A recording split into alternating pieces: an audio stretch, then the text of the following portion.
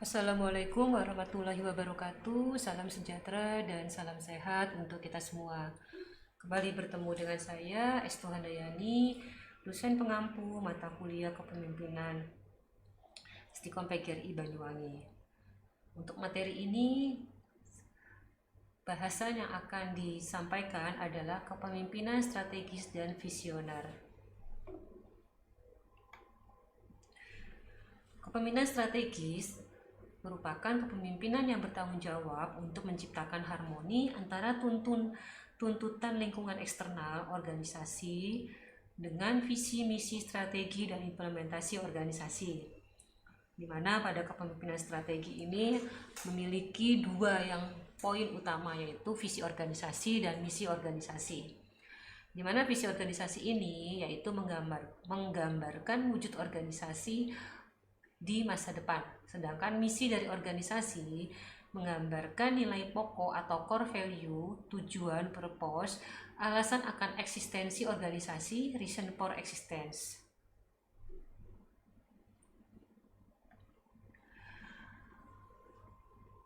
Di sini kita bisa melihat untuk menjalankan suatu strategi itu harus adanya niat, intention, harus adanya implementasi melalui struktur, sistem, budaya, dan iklim. Sistem insentif yang dapat menjamin terwujudnya visi di masa depan. Sehingga kita dapat menyebutkan bahwa strategi itu adalah menyediakan arah yang menerjemahkan visi menjadi aksi dan merupakan dasar bagi pengembangan mekanisme spesifik untuk menolong organisasi dalam mencapai suatu tujuan. Di sini kita bisa melihat dimensi kepemimpinan secara strategis, di mana terdapat lingkungan eksternal itu bisa melalui piramida yang kita bisa lihat di dalam gambar dari atas ataupun dari bawah. Jadi pengaruh lingkungan eksternal ini sangat besar dalam menentukan visi, misi, strategi, arsitektur organisasi untuk implementasi dalam suatu organisasi. Dimana kita bisa juga melihat dalam piramida ini, visi adalah terdapat pada titik tertinggi, sehingga dalam menjalankan arsitektur organisasi tanpa adanya visi itu tidak akan bisa. Jadi kita harus menentukan visi kita dulu, visi organisasi kepemimpinan itu apa, kemudian kita turunkan menjadi misi, kemudian kita harus memiliki strategi dalam menjalankan visi dan misinya, sehingga dapat melakukan implementasi arsitektur organisasi.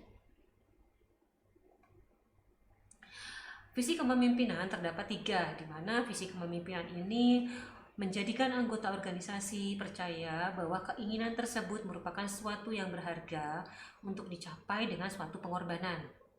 Kemudian juga mencerminkan wujud ideal organisasi di masa depan yang saat ini belum terwujud.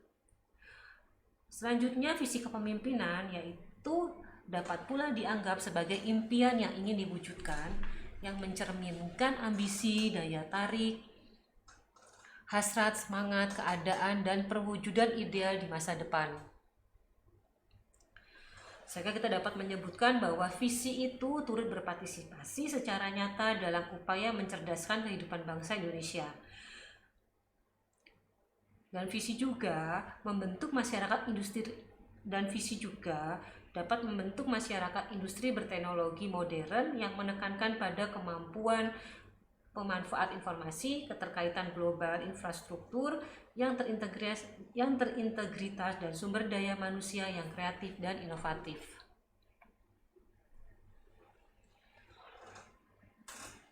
Organisasi tanpa visi yang jelas tidak akan bergerak secara ragu-ragu dan mudah terombang-ambing oleh tekanan eksternal.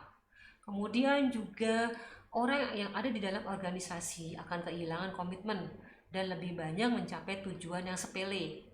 Selanjutnya adalah organisasi dapat berjalan lambat dan tidak pernah menghasilkan perubahan yang signifikan dan berharga.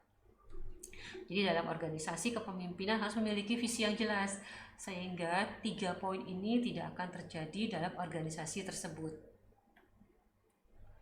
Kemudian terdapat beberapa ciri visi yang efektif, di mana ciri pertama adalah visi menghubungkan keadaan saat ini ke masa depan. terdiri dari visi yang efektif menghubungkan apa yang sedang terjadi saat ini dengan apa yang dicita-citakan di masa yang akan datang. Pemimpin kebanyakan berfokus pada masalah yang muncul pada saat ini dan jarang berusaha memvisualisasikan masa depan bagi organisasinya. Kemudian pemimpin yang efektif harus memiliki visi bifokal, yaitu kemampuan melihat dan menghadapi kebutuhan organisasi saat ini dan mampu mencapai impian di masa depan. Yang kedua adalah visi menggerakkan energi dan komitmen, yang mana visi yang efektif akan menimbulkan inspirasi, semangat, dan komitmen untuk diperjuangkan untuk mencapai sesuatu yang lebih bermakna bagi kehidupannya, orang lain, dan masyarakat. Yang ketiga adalah visi dalam membangun standar keunggulan dan kualitas, yaitu visi dalam menyediakan sebuah ukuran bagi karyawan dalam menilai kontribusi mereka bagi organisasi. Yang keempat adalah visi mempunyai daya tarik yang luas dan mendalam, yaitu visi harus merupakan perwujudan dari seluruh semangat anggota organisasi, sehingga visi tersebut akan menjadi daya dorong dan motivasi bagi karyawan untuk bersama-sama mencapai tujuan organisasi tertinggi dan memberikan kebebasan pada tiap orang untuk bekerja secara mandiri tetapi dalam arah yang sama.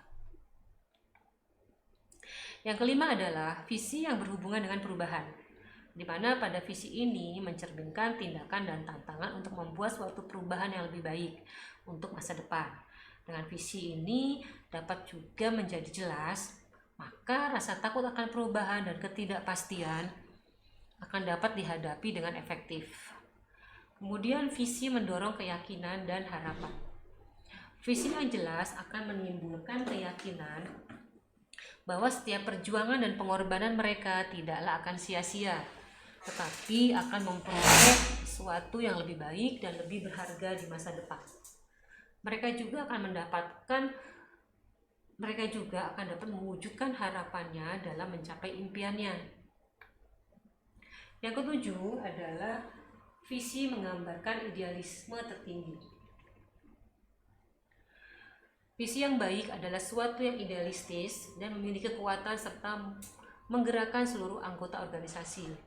Visi yang efektif harus memiliki nilai makna yang tertinggi, sehingga visi layak untuk diperjuangkan dengan menggerakkan segenap tenaga, sebab setiap orang tidak akan berjuang demi tujuan yang tidak berarti.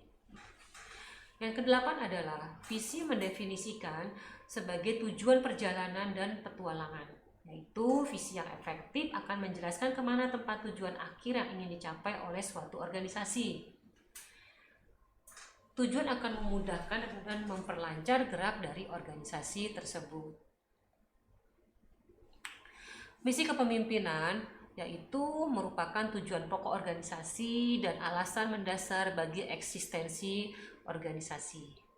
Dalam misi akan tergambar nilai yang menjadi pedoman dalam proses kerja, strategi, dan kebijakan perusahaan. Misi juga dapat terdefinisi secara jelas sehingga akan mendorong munculnya idealisme yang tinggi untuk diperjuangkan oleh seluruh anggota organisasi.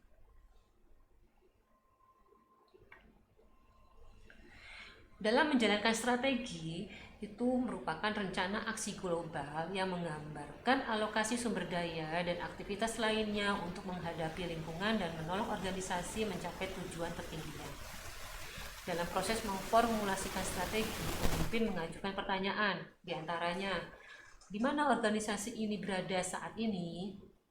Kemudian, kemana organisasi ini ingin menuju? Perubahan dan tren apa yang sedang terjadi di dalam lingkungan kompetitif saat ini? Strategi, taktik, tindakan, dan kiat apa saja yang dapat menolong organisasi dalam mewujudkan visinya di masa yang akan datang. Ini adalah beberapa pertanyaan dalam proses memformulasikan strategi. Jadi ini yang harus kita siapkan sehingga pada saat pemimpin mengajukan pertanyaan kita dapat menjawab dengan jelas. Terdapat 3 kualitas pokok strategi, yaitu kompetensi pokok organisasi, dapat mengembangkan sinergi, dapat menciptakan keuntungan dan nilai bagi konsumen. Jadi untuk menciptakan organisasi yang unggul, pemimpin dituntut untuk mampu menciptakan strategi yang mempunyai 3 kualitas tersebut. pemimpin harus memiliki kontribusi bagi organisasi, yang mana organisasi yang kuat merupakan hasil dari kepemimpinan yang unggul. Organisasi tanpa pemimpin yang unggul adalah kemunduran produktivitas. Inovasi terhambat, iklim dan budaya organisasi tidak adaptif, yang kesemuanya menghambat laju organisasi ke masa depan. Kemudian juga pemimpin harus mempunyai kemampuan untuk melihat masa depan, mampu memprediksi perubahan yang akan terjadi, mampu melihat hambatan sekaligus peluang yang menghadang organisasi, dan mampu menggunakan potensi secara harmonis untuk kemajuan organisasi. Terdapat 4 macam pemimpin jika dilihat dari hubungannya antara visi yang dimiliki dengan tindakan yang dilakukan. Kita bisa lihat dari gambar berikut, di mana ini ada sumbu Y yaitu versus, dan yang sumbu X adalah aksi. Jadi di mana untuk versus itu makin tinggi pemimpin makin terlibat. Kemudian juga dalam pelaksanaannya itu harus ada suatu aksi untuk menjadi tindakan yang menjadi efektif. Untuk pemaparannya dapat kita lihat pada poin di berikutnya, yaitu yang pertama, pemimpin yang memiliki visi yang tinggi tetapi tidak diimplementasikan dalam tindakannya adalah pemimpin yang kita bisa sebut sebagai pemimpi atau dreamer. Kemudian yang kedua, pemimpin yang tidak memiliki visi ke depan dan tidak banyak melakukan tindakan strategis dikatakan pemimpin yang tidak terlibat atau uninvolved. Yang ketiga, pemimpin yang banyak melakukan tindakan yang strategi tetapi tidak mempunyai visi yang jelas sering dikatakan sebagai pemimpin pekerja yang harus mampu mengerjakan hal-hal yang rutin. Yang keempat adalah pemimpin yang unggul adalah pemimpin yang memiliki visi ke depan serta dibarengi dengan tindakan strategi yang tinggi sehingga akan menjadi pemimpin yang visioner dan efektif. Pemimpin jenis ini memiliki ambisi, impian, dan cita-cita yang tinggi untuk dicapai oleh suatu organisasi. Kepemimpinan visioner. Kepemimpinan visioner ini yaitu kepemimpinan dalam mencipta, merumuskan, mengkomunikasikan, mensosialisasikan, mentransformasikan, dan mengimplementasikan pemikiran-pemikiran ideal yang berasal dari dirinya atau sebagai hasil interaksi sosial di antara anggota organisasi dan stakeholder yang diyakini sebagai cita-cita organisasi di masa depan yang harus dicapai melalui komitmen semua personil. Kemampuan umum pemimpin yang visioner di antaranya adalah sebagai berikut. Yang pertama, harus dapat merumuskan dan menjual visi serta mengelola organisasi secara profesional. Yang kedua, harus dapat mendapatkan respek dan kepercayaan dari anggota kelompok untuk dapat merealisasikan visi yang ditetapkan. Yang ketiga adalah harus memiliki integritas, kompetensi, konsistensi, loyal, dan terbuka. Yang keempat adalah menstimuli motivasi karyawan untuk dapat menghasilkan karya yang inovatif dan kreatif. Yang kelima adalah pemimpin yang visioner harus dapat mengakomodir ego dan kepentingan individu serta kelompok demi merealisasikan visi organisasi. Kemudian juga harus dapat memiliki perhatian kepada anggota dalam usaha untuk membimbing, memberi nasihat, dan penilaian kerja yang adil. Selanjutnya adalah memiliki human skill, terutama dalam usaha untuk memecahkan konflik antar anggota serta memiliki kemampuan oral persuasion. Terdapat 10 ciri menjadi seorang dengan gaya kepemimpinan visioner atau visionary leadership, di mana gaya kepemimpinan ini terdiri dari yang pertama, harus memiliki wawasan akan masa depan, memiliki keberanian dalam melangkah, harus mampu mengakomodir dengan baik, memiliki visi yang jelas dan mimpi yang terrealisasi, harus dapat mengimplementasikan visi kepada aksi atau tindakan, memiliki nilai spiritual yang kuat, adanya relationship yang efektif, memiliki inovatif dan inisiatif, memiliki integritas tinggi, dan memiliki strategis dan sistematis dalam menjalankan kepemimpinannya. Kemampuan khusus pemimpin visioner diantaranya adalah difficult learning, yang mana kemampuan dalam mengidentifikasikan problem yang belum diketahui dan belum ada pemecahannya. Yang kedua adalah maximizing energy, yaitu memaksimalkan energi dalam usaha untuk mengambil keputusan yang berkualitas melalui mindset yang sifatnya kompromistis. Yang ketiga adalah resonance simplicity, yaitu logika sederhana yang menjadi keunggulan dalam sebuah persaingan. Yang keempat adalah multiple focus, yang mana pemimpin harus memiliki fokus pada kegiatan yang strategis maupun non-strategis. Yang kelima adalah mastering inner sense, di mana harus memiliki prediksi tidak hanya berdasarkan logika dan rasio dari berbagai data, tetapi juga memiliki intuisi dari inner sense yang menuntut kepada keputusan yang cepat dalam kondisi tertentu. Terdapat tahapan penciptaan visi, yaitu trend watching and visioning, di mana di trend watching yaitu memprediksi berbagai kemungkinan yang ada di masa depan melalui data-data dan juga inner sense yang dimiliki. Melalui tahap pertama ini, pemimpin dapat mendeteksi arah perubahan di masa datang dan juga berbagai peluang yang tersembunyi sekaligus dalam meminimalkan resiko yang ada. Sedangkan tahapan penciptaan visi and visioning, yaitu perumusan visi berdasarkan pengamatan tren perubahan hasil dari tahap pertama yang akan terjadi di masa mendatang.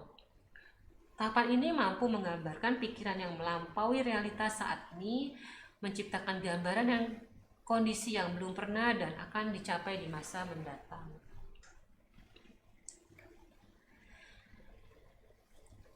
Materi pemimpin visioner ini diambil dari beberapa buku dan beberapa website, diantaranya adalah seperti yang tercantum pada slide ini, yaitu dari finansialku.com, dari Visionary Leadership, dari 12 Secret of Visionary Leaders, dan pemimpin visioner. Demikian pemaparan dari saya, semoga materi dapat bermanfaat untuk kita semua dan dapat diimplementasikan. Mohon maaf jika ada salah penyampaian. Terima kasih. Wassalamualaikum warahmatullahi wabarakatuh.